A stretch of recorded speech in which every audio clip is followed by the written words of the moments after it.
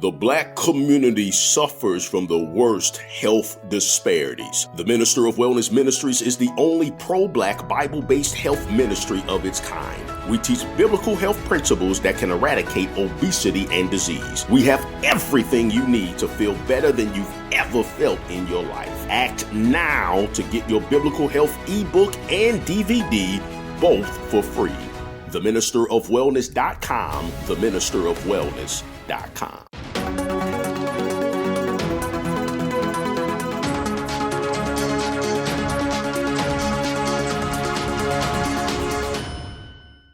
Hello fam, welcome back to the African Diaspora News Channel. I am Wongel Zelalem bringing you this report. Today's report comes from Sudan.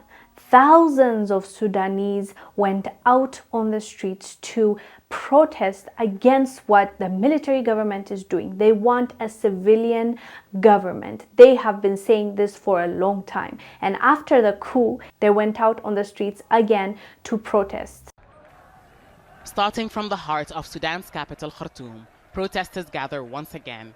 They've come to demonstrate against last month's military takeover, which saw the two-year transitional power-sharing government dissolved. They chanted various slogans, but the demand was the same. They don't want the military to remain in Sudan's politics. We here and Sudanese everywhere have come out for the same reason today. We want freedom, peace and justice. We want a complete civilian government without the military.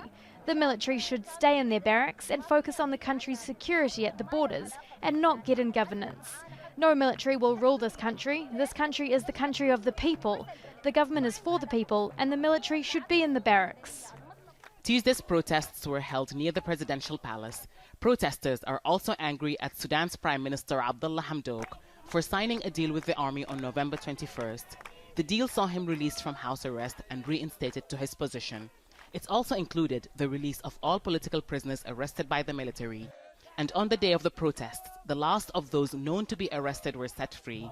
Unfortunately, the protest didn't go so well because, they dispersed them. They hurt. There were so many people that were injured during that protest. They're just saying we do not want this anymore, and they have every right to ask for that. But that's not what is happening for them, and it's really unfortunate. But what I can say is the Sudanese are not gonna settle for anything less, because this is not their first time protesting. They've been doing it for quite a bit. Even when al-Bashir was in power, they were protesting. They were sitting in front of the office. Like, they are very determined into bringing change in their country, and all we can do is respect that, because so many African countries face the same thing, but how many reject it? How many stand up and say no? So obviously Sudan doing this is gonna bring hope to other African countries. It's gonna be like a ripple effect, and it's gonna give confidence to more African youth to get up and question their governments and ask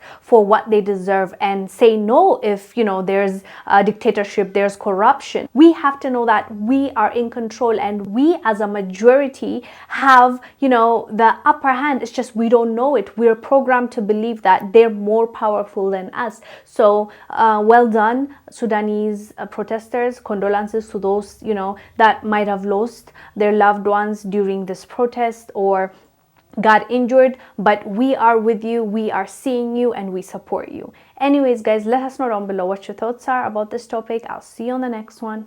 Bye. Living in America as a Black person, you recognize there is one set of laws for you and one set of laws for those, especially in the white community. In our book, Passive Aggressive Racism in the System of White Supremacy, I take you through times in my life when I first started noticing white supremacy. We teach you how to recognize it, identify it, and also counter it in our book.